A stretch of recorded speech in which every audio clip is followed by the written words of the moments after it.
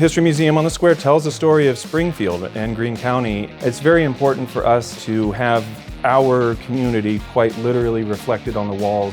The stage that we're sitting on now was the largest stage in the United States. The only stage larger was the Metropolitan Theater or Metropolitan Opera in New York City. It's the oldest existing Best Western hotel. I want it to be here 200 years. I'm just proud of it.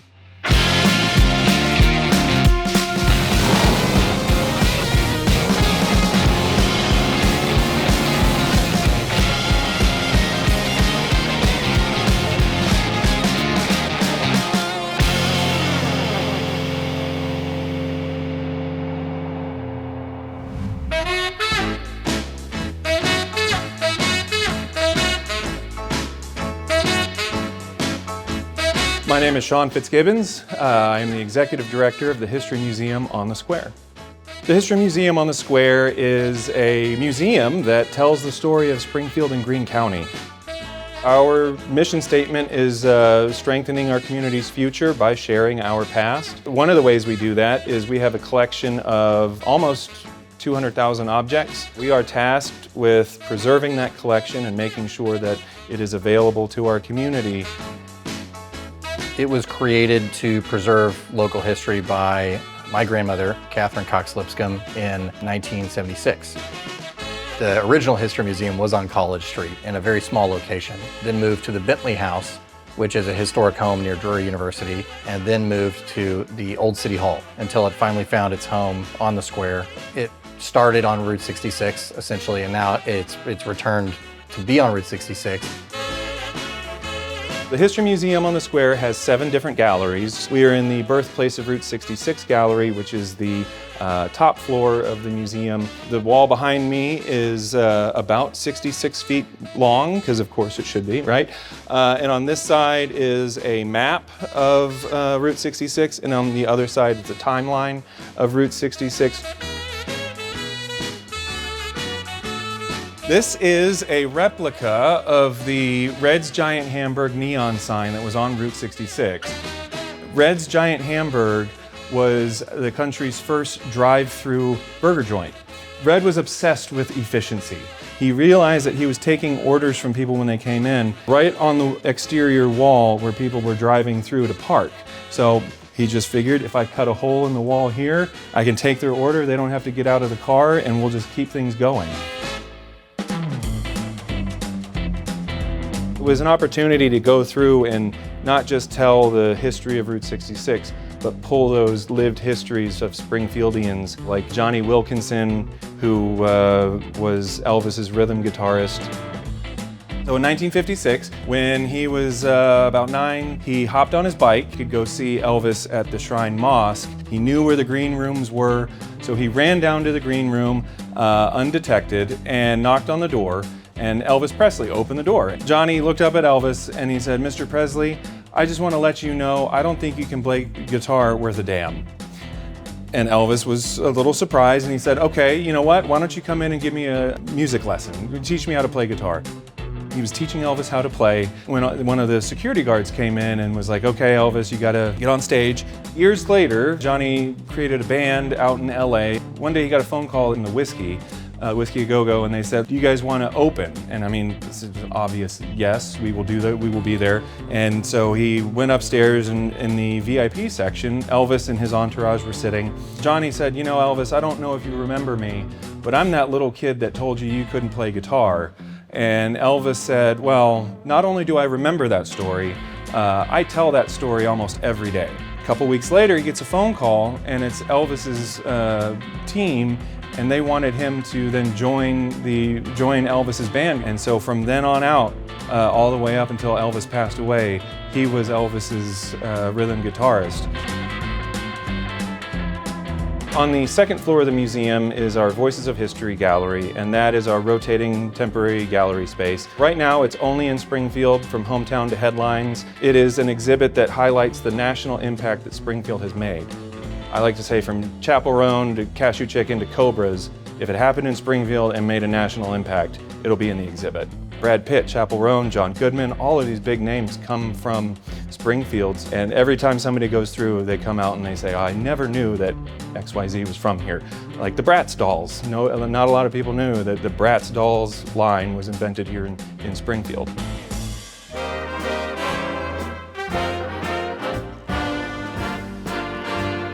My grandmother put a lot of time and effort into the History Museum because of what it would give to the community. Rick and Mary McQuarrie kind of picked up the baton after her. They were able to do something that I think will stand the test of time and will be able to be here for the next generation and hopefully, 50 more years. A history museum doesn't just serve visitors to the museum, it serves the preservation of those stories so that they can be told multiple times in different iterations over decades, over generations to come. We have great staff and we have a great city behind us, and so I'm looking forward to what that next chapter is for the History Museum.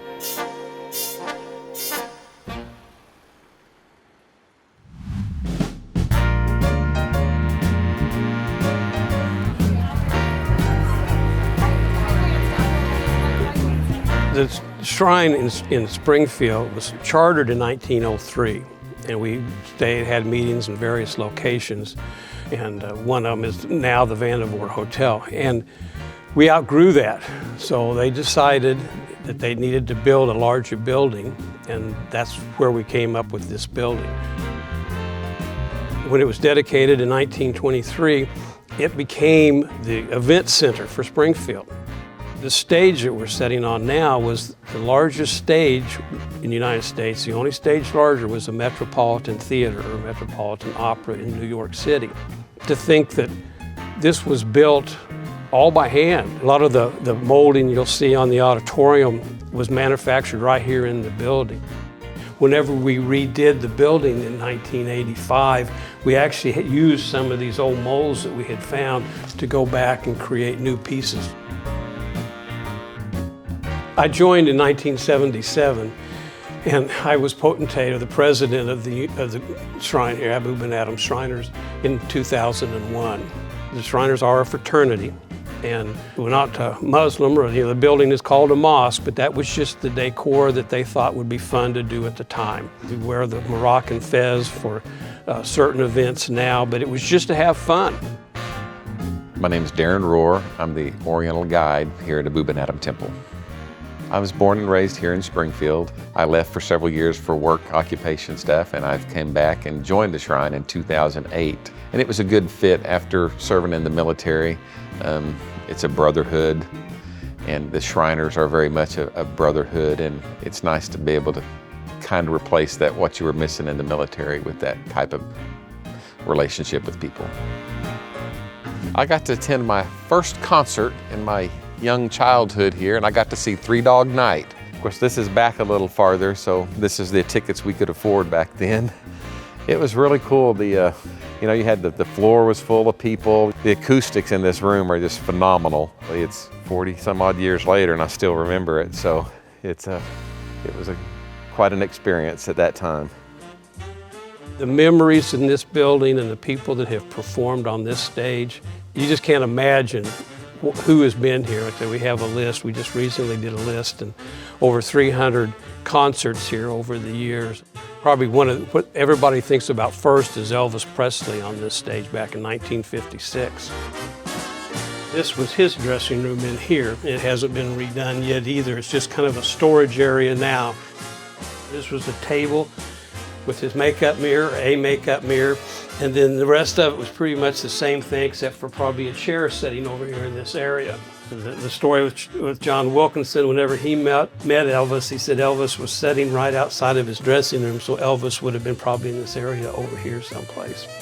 Frank Sinatra was here. President Harry S. Truman, who was a Shriner, he was here. Ronald Reagan was here before he was president. The people that have stood on this stage, it's just unbelievable. Here locally, involved in Springfield, we get to host a lot of big events. That's what this building was made for, was to host events for the community. We have a 3-ring circus, the Shriner Circus every year. We have balls. We participate in a lot of local parades. And you'll see our little funny cars and our little keg cars or the little hospital van.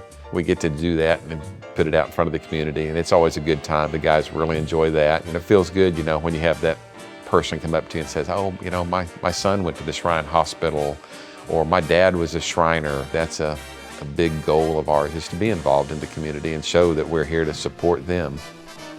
When the Shrine started in 1872, there was really no purpose until the first hospital was started, our philanthropy in 1922, but it was just, again, to have fun. It's our home, and all of our members, at least the ones local, that are able to come here. There's some activity now in this building every night. When you're in this building, you feel good. You leave at what's happening outside the doors, hopefully outside the doors. You come in here and it's just friends and fellowship. This building is our home. The history in this building, the people that have come through this building, the concerts that different people have been here and performed, it's a part of the history of Springfield and the downtown community.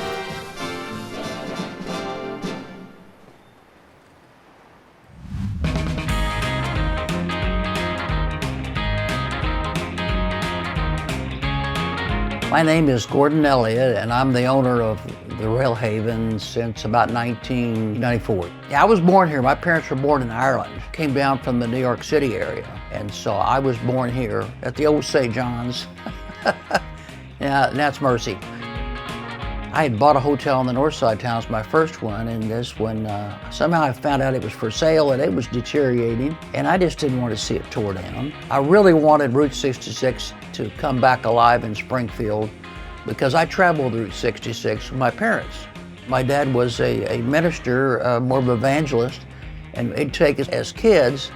I was just interested in the Rail Haven back then, so I had my eye on it. Never thought I would buy it. It was built about 36, 37, and about 50 they tore some of the rooms down. Half of them are still original, half of them rebuilt in the 50s. That's when the office was a filling station. They took all these buildings in front out and rebuilt them in the 50s, 55, 53. Those are original, they're still there, but the face had been changed. And that snowstorm, they had horses pulling the plow. And this was a Glenstone 2-lane. Those are the original buildings are still there, these right here. It's the oldest existing Best Western hotel. My name is Tracy Agee and I'm the general manager. I did about 4 years as the executive housekeeper and then almost 4 years as the GM. Okay, so we're coming up on the historic Best Western signs. There's been a lot of scavenger hunts for this guy over here. A lot of people like taking pictures with this one. It's the old logo, which has been retired. It's a blast from the past. This is our pet area. We love our fur babies here. The green space is awesome for them. This is the Wild Bill Hickok room. Of course, we have our poker playing table. Standard bathroom. The sliding barn doors are really cool. And then copper soaking tub. Everyone absolutely loves this. It's pretty deep with endless hot water, so that's pretty relaxing. Everyone that stays in here, they love it.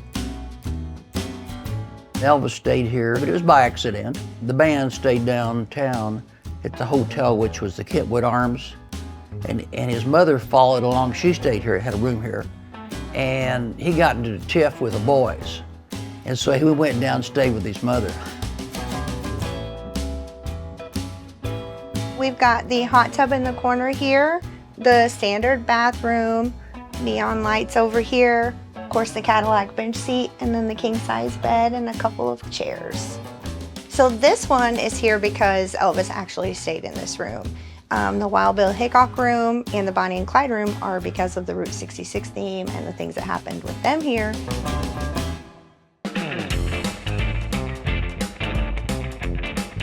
So this is a space for our guests to have their events, their barbecues, their club events, car shows. They'll use the pavilion for their get-togethers. This whole lot gets filled up with classic cars several times a year, and it's just amazing to look at. So when we have events and stuff, I'm always going out on property, getting to know my guests, and checking out all the cars for sure. That's one of Gordon's babies. He just loves just history and old cars. There's kind of one from each era. My first car that I had that I liked was kind of a 55 Ford. And I wanted it, but I never could find one. So I was driving down Glenstone one day to a client that was going to be in at a certain time. And I drove by the tracks, a little shop there that had a car out in front. And I said, there it is. So I turned around the block, making my appointment late, came up, and it had a for sale sign on it. So it was sold right then. That's the plaque that we got from the National Registry of Historic Places. It was an honor to get it in, and once you get it in, they can't change it. Somebody else owned this place. They're gonna have to keep it up. I want it to be here 200 years. I'm just proud of it. There's certain things when you travel that you remember, and it isn't the most modern stuff. It's something that had been there a while and looked really good. A lot of these new groups and people that are stopping in because of the centennial, we hope that we win their hearts and they come back every year. I love getting to know the guests. I love providing them with a memorable experience. And I just love making a difference every day. And I feel like I do. So I just really enjoy my job.